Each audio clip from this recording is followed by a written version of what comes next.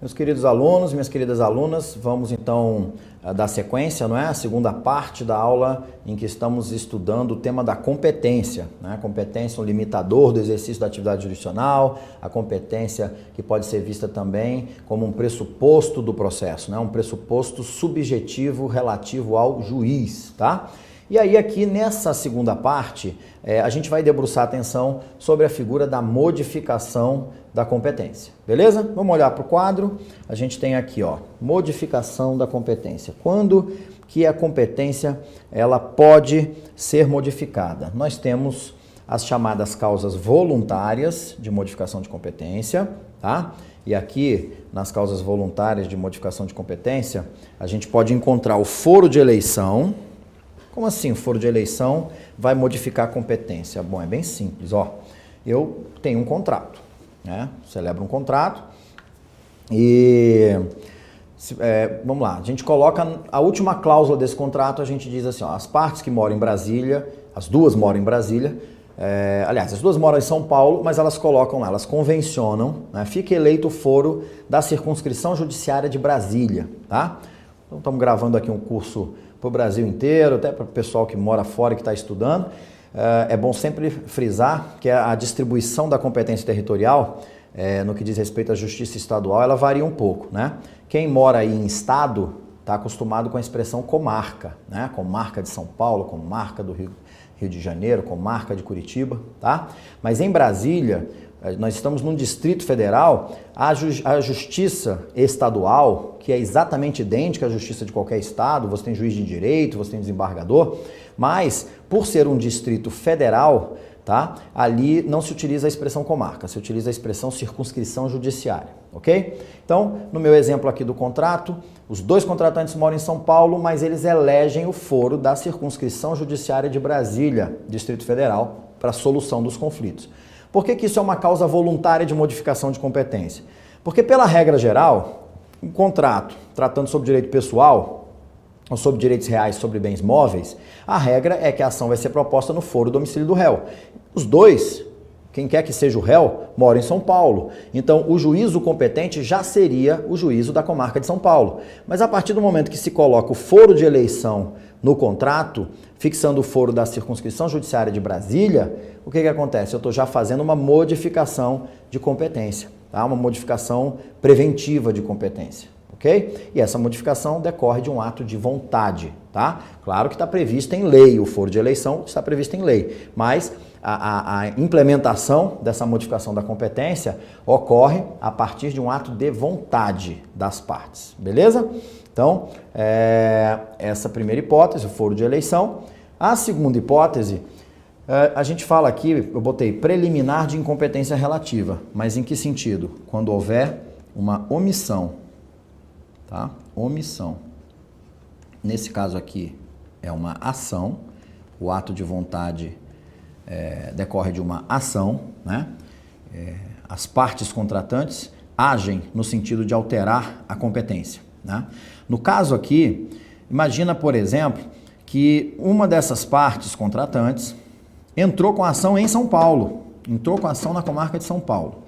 O que vai acontecer? A gente já sabe que o erro na utilização do critério territorial causa uma incompetência relativa. Sendo relativa, o juiz, a princípio, não pode declarar a sua incompetência. Existe uma exceção no caso de essa cláusula de eleição de foro ser abusiva, né? Pega lá um contrato de adesão e tem uma cláusula de eleição de foro que é abusiva, aí o código diz que o juiz pode de ofício não é declarar a sua incompetência, é declarar a nulidade da cláusula de eleição de foro. E aí sim, acaba que altera a competência, tá? Mas nesse caso aqui, a gente tem a parte interessada, não, eu quero que essa ação corra lá em Brasília. Brasília tem menos processo, Brasília, o processo é mais rápido, eu quero que a ação corra em Brasília. Então, ele tem que, na primeira oportunidade de manifestação, ele tem que suscitar essa incompetência relativa. E a primeira oportunidade de manifestação é na contestação. Ele vai arguir uma preliminar de contestação, uma preliminar de incompetência relativa, tá?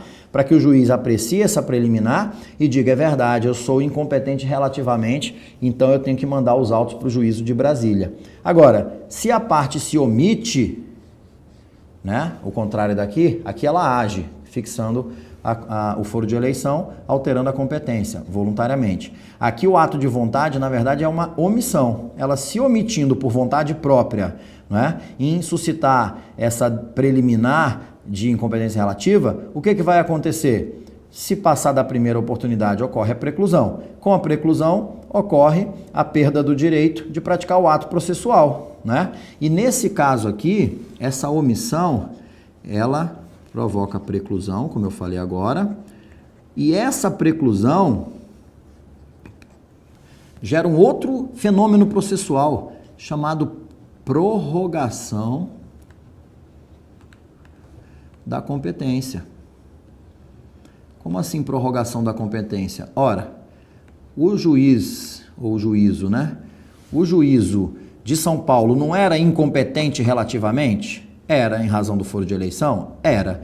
Mas em razão da omissão, ocorreu a preclusão, aquele juízo que não tinha competência vai ter agora a sua competência prorrogada e ele se torna competente. Então, a omissão a omissão na arguição da preliminar de incompetência relativa leva à prorrogação da competência, tá? Então, são causas voluntárias de modificação de competência, beleza? Causas legais de modificação de competência. Aqui a gente tem duas, a conexão e a continência, tá? Conexão e continência. A conexão, no código anterior, estava no artigo 103, no código atual, no artigo 55 do CPC 2015, e a continência, por sua vez, no artigo 56, tá? Como que funciona aqui, então, essa figura da conexão e da continência? Vamos lá. A gente tem aqui, eu tinha falado para vocês que os elementos, lembram disso? Elementos, em outra aula, aula de ação, parte 2, que os elementos identificadores da ação são quais? As partes, a causa de pedir e o pedido, né? Quando eu discuto conexão e continência, causas de modificação de competência, na verdade, eu estou trabalhando com graus de identidade entre ações, por isso os elementos identificadores. Então, por exemplo, quando eu falo em coisa julgada, eu vou dizer assim, não, seu juiz, eu não posso me defender de novo disso aqui não, já me defendi uma vez, essa matéria já foi decidida pelo judiciário e já transitou em julgado. Quando eu falo em litispendência, seu juiz, eu estou respondendo a ação idêntica a essa em outro juízo. Nesses dois casos aqui, o que acontece? Eu tenho identidade dos três elementos. Identidade dos três elementos. Partes, causa de pedir e pedido. Diferença da coisa julgada para litispendência é o momento, né? Se duas ou mais ações estiverem em curso, eu estou falando de litispendência. Se eu tenho duas ou mais ações com a identidade dos três elementos, mas uma delas já transitou em julgado, a decisão, aí eu falo em coisa julgada, tá? Quando eu falo em coisa julgada e litispendência, eu falo em extinção do processo sem resolução de mérito.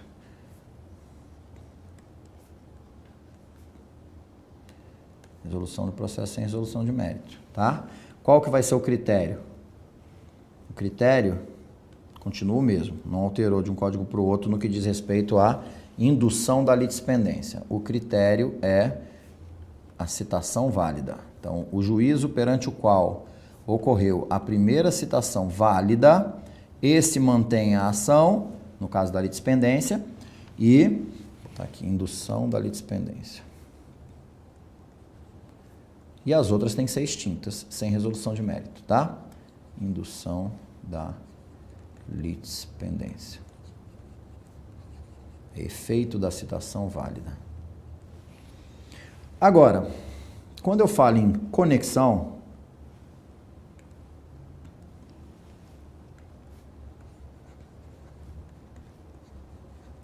eu estou falando, e quando eu falo de continência,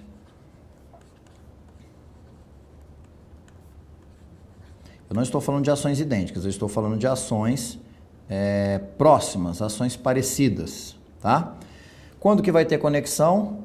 Quando eu tiver a identidade da causa de pedir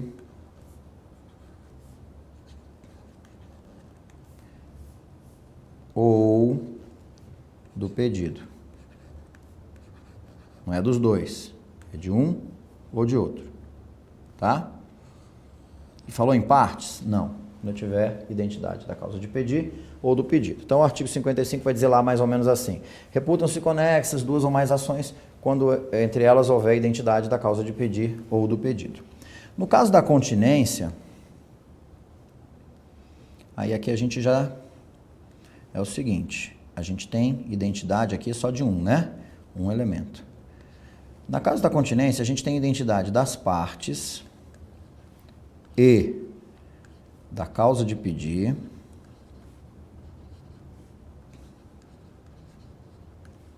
e a gente tem um pedido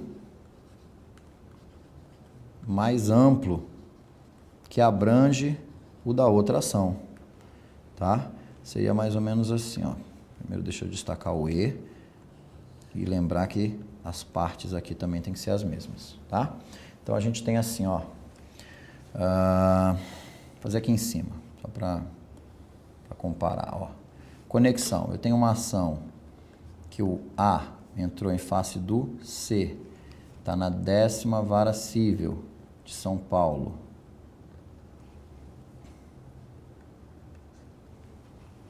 Causa de pedir mais, pedido X, tá?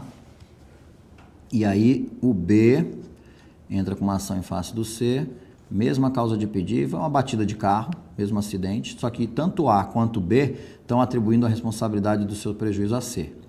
Pedido diferente, mas é a mesma causa de pedir, caiu na 5ª Vara Civil de São Paulo. Então, a ideia aqui é provocar a reunião dos processos, uma vez que eu tenho a identidade da causa de pedir, ó. Identidade da causa de pedir, tá?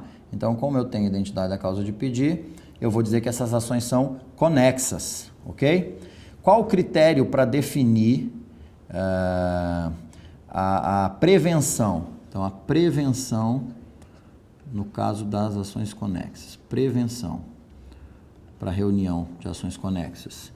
Antes era a maior confusão, tinham dois critérios. Um, quando eu estava falando dentro da mesma competência territorial, São Paulo, São Paulo.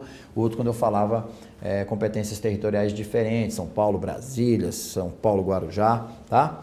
E aí, critérios diferentes. Agora o critério é um só. O código fala em aquele onde ocorreu a primeira distribuição, o que foi distribuído primeiro ou registrado primeiro.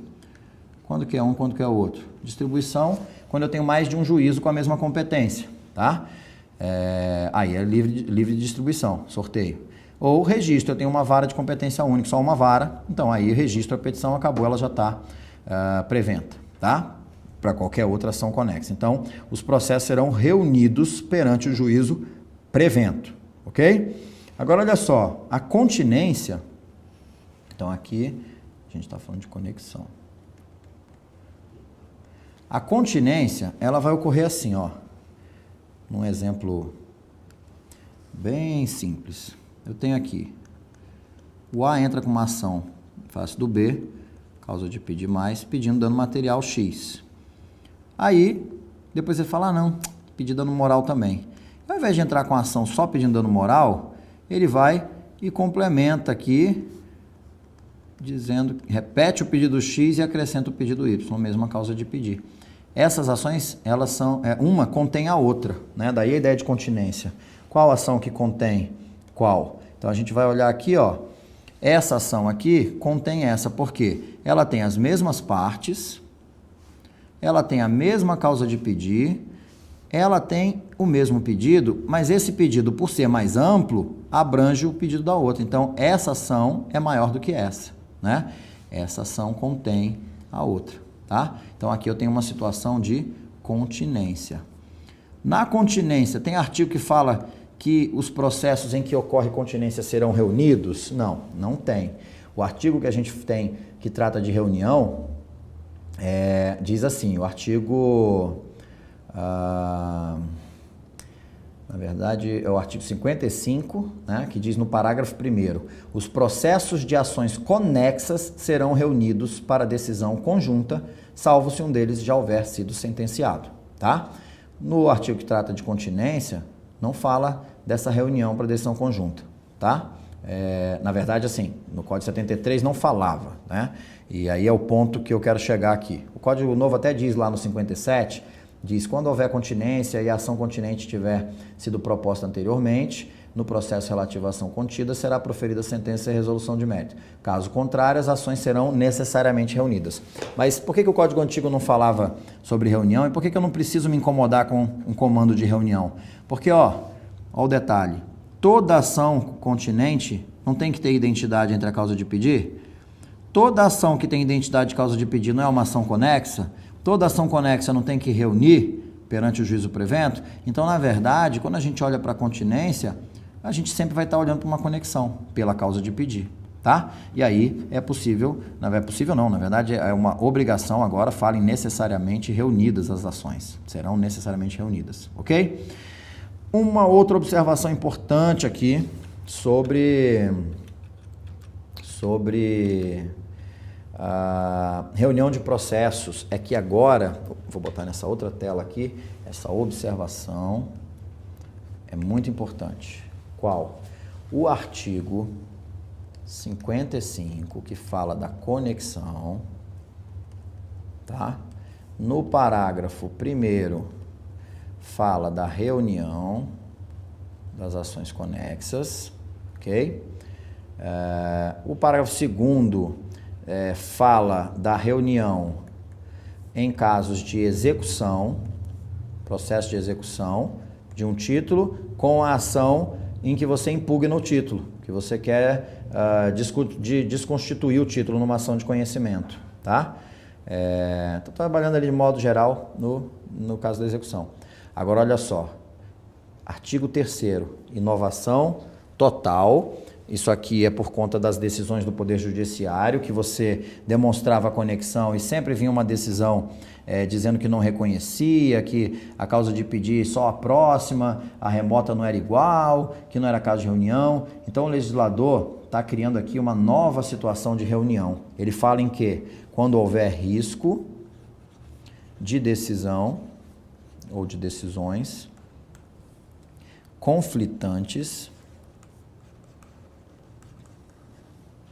ou contraditórias. Na verdade, qualquer livro de doutrina antigo já dizia que o que justifica a reunião dos processos além da agilidade, da economia processual, você afastar esse risco de decisões conflitantes, tá? Só que o legislador agora está deixando claro para qualquer magistrado que, independentemente, porque aqui ele diz assim, ó, mesmo que não haja conexão entre elas. Pronto, então agora aquele argumento lá do judiciário não funciona, né? Porque tendo o risco de decisões conflitantes, ainda que não haja identidade, o que ele quer dizer aqui, ó? Mesmo que não haja identidade da causa de pedir ou do pedido. Já tem críticas, né? O professor Fred Didier diz que, na verdade, essa é uma nova hipótese de conexão, apesar do código de ter havido um erro de técnica legislativa, tá? Mas o correto aqui, se fosse isso, seria a redação em que sentido, né?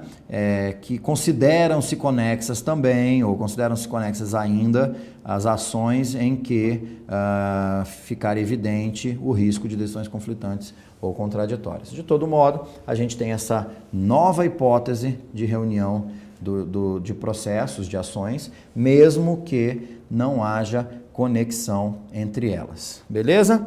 Então, aqui, ó, a gente trabalhou bastante, né, essa figura da modificação da competência. Para fechar aqui o raciocínio, então, causas voluntárias, foro de eleição, é um ato, uma ação, ou preliminar de incompetência relativa, no caso, uma omissão na arguição dessa preliminar, vai gerar uma preclusão e essa preclusão vai gerar um outro fenômeno que é a prorrogação da competência. E as causas legais de modificação da competência, conexão e continência, porque eu vou reunir os processos perante o juízo prevento. Então, o juízo prevento é aquele onde ocorreu a primeira distribuição ou registro e aquele outro que era competente deixa de ser competente. Então, há uma modificação de competência. Fechou?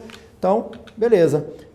Com isso, nós esgotamos aqui mais uma aula, mais um assunto. Fechamos o tema da competência, tá? E passamos aí, então, na próxima aula, a enfrentar não mais o pressuposto processual relativo ao juiz, que é a competência, mas os pressupostos processuais relativos às partes, que aí a gente vai falar da capacidade, que na verdade são 3 capacidades, né? Capacidade de ser parte, capacidade processual e capacidade postulatória. Então, na próxima aula a gente começa a desenvolver essa matéria, tá? Também a gente vai trabalhar isso aí em 2 aulas e a gente se encontra então daqui a pouquinho.